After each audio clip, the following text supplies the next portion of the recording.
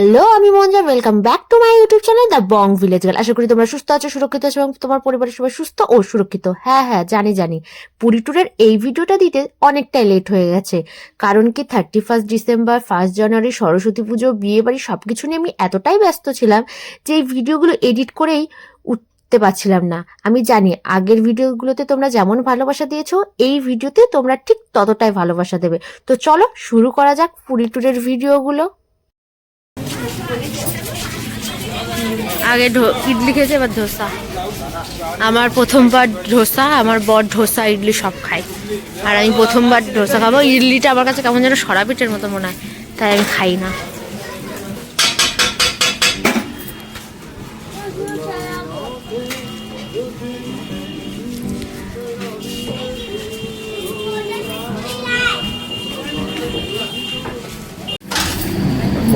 इतना बड़ा मेरा हाथ,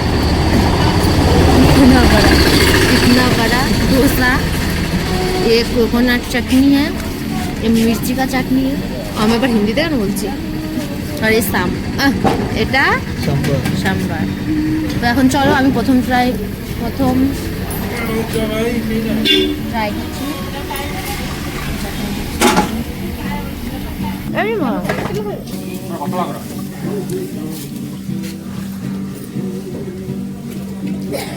আমি সমুদ্রে পৌঁছে অনেকবার উট দেখেছি।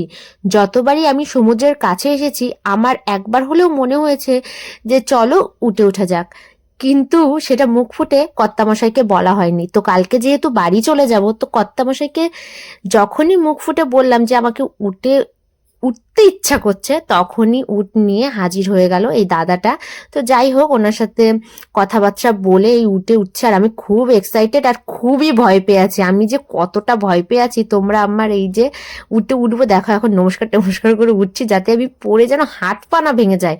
আমার এতটা ভয় লেগেছে। এই আমার ফার্স্ট উঠে চড়া আর এই আমার লাস্ট উঠে চড়া। এই জীবনে হয়তো আমি আর উঠবো না, এই হলো ব্যাপার।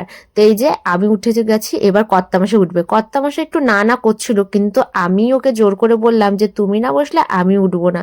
তো যাই হোক, দুজনে মিলে এবার উঠে বসে গেছি। এই যে উঠেছি আমরা।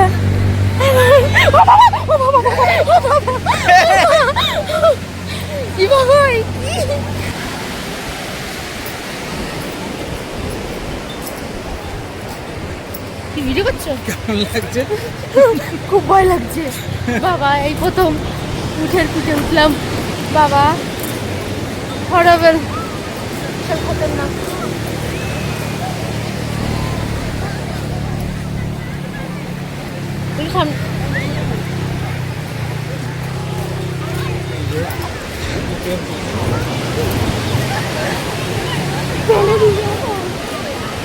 দেখে আমার সামনের থেকে নিয়ে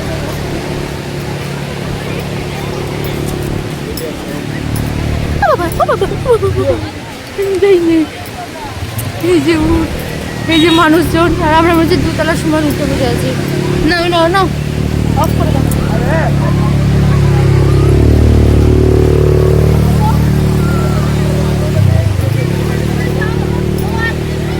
অনেকক্ষণ সমুদ্রপৃষ্ঠে থাকার পর আমরা চলে গেছিলাম তোমার এখানকার ফুচকা খেতে। এটাকে ওখানে কি বলে আমার সঠিক মনে নেই। যাই হোক, তো ওখানে আমাদের মানে 500 টাকার নোট ছিল, সেটা ভাঙিয়ে দেবে না বলে এখানে একটা চাচা ছিল, সেই চাচার কাছে আমরা ফুচকা খেতে চলে আসলাম। কারণ কি আমার খুব ফুচকা খেতে ইচ্ছা করছিল। তো যাই হোক, আমার দেখতে পাচ্ছ বিধ্বস্ত অবস্থা, কানের সব খুলে ফেলেছি। এখন ফুচকা খাচ্ছি বিকেল বেলায়। তো আমরা এখন পুরীর বিচের সাইড দিয়ে ঘুরে বেড়াচ্ছি, কিছু কেনাকাটি করব, কালকে আমরা চলে যাব বাড়ি।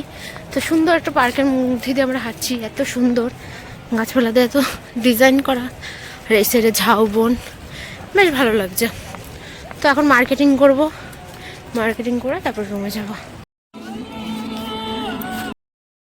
হেঁটেই যাচ্ছি, শুধু হেঁটেই যাচ্ছি।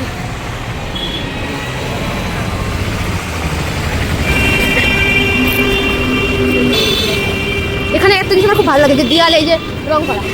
তো আমরা এখন বিচে চলে এসেছি, আর এখন আমরা এই 2 দিন কোনো কেনাকাটি করিনি, কারণ কি আমরা ভেবেছিলাম যেদিনকে চলে যাব তার আগের দিনই আমরা কেনাকাটি করব।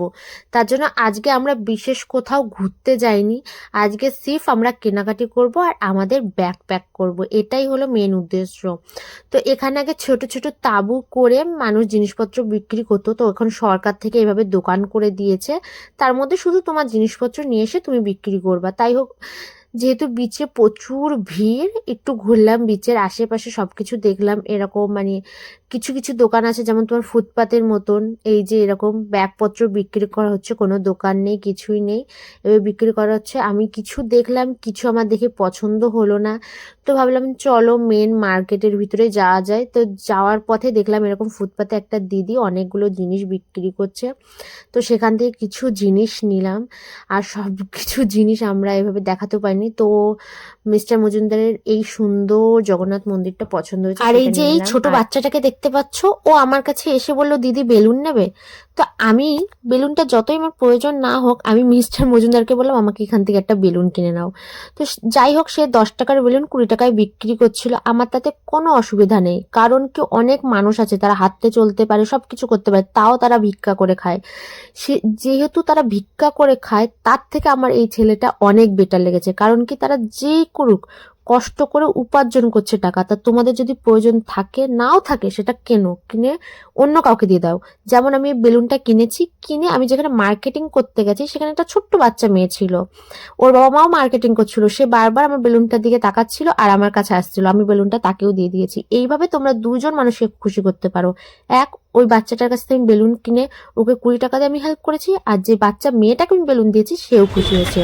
তো যারা আমার ভিডিও দেখছো তাদের আমি এইটুকুই বার্তা দেবো, তোমরা মানুষকে সাহায্য করো। তো যাই হোক, পুরী সমুদ্রের পাশেই আমরা খেয়ে নিলাম বাঙালির চপ, আলু বেগুন পেঁয়াজি সবই খেলাম। তারপরে আমার বরের এই অত্যাধুনিক একটা খাবার দেখে খেতে ইচ্ছা করলো, আমি বারবার বললাম ওটা দইয়ের মতন টেস্ট করবে। হ্যাঁ, দই পিস পিস করে, কিন্তু একটু জেলি জেলি টাইপের পিস পিস করে বিক্রি করা হচ্ছে। তারপরে আমরা মেন মার্কেটে, মানে স্বর্গদুয়ারের কাছেই একটা মেন মার্কেট আছে, ওখানেই চলে এসেছি। আর দাদা যেহেতু আমাকে বলেছে গঙ্গুর আমের খাজা নিয়ে আসবি, তো সেখান থেকে কিছু খাজাও কেনার ছিল। তারপরে এরকম সলতে বিক্রি হচ্ছিল, সেখান থেকে সলতে কিনেছি আমি কিছু, আর হাঁড়ি পাতিল সেই সবও কিনেছি। সব কিছুই তোমাদের সাথে আস্তে আস্তে শেয়ার করব। আর এই যে গাঙ্গুর আমের খাজা বিশাল বিখ্যাত।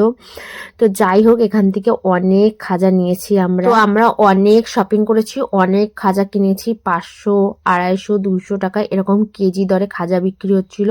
আর একটা এরকম গামলা শেষ হচ্ছে কিনা আর একটা গরম গরম গামলা চলে এসছে, আর লাইন দিয়ে নিতে লাগছে। যাই হোক, আর তোমাকে টেস্ট করাচ্ছে, প্রথমে তুমি টেস্ট করো তারপরে তুমি নাও। তো আমরা অনেক খাজা নিয়েছি, আর আজকে প্রচুর পরিমাণে শপিং করেছি। কি যে শপিং করেছি তোমাদের কি বা বলবো। তো চলো দেখি দেখি কি কি নিলে। নিয়ে নিয়েছে গঙ্গারাম সাইড।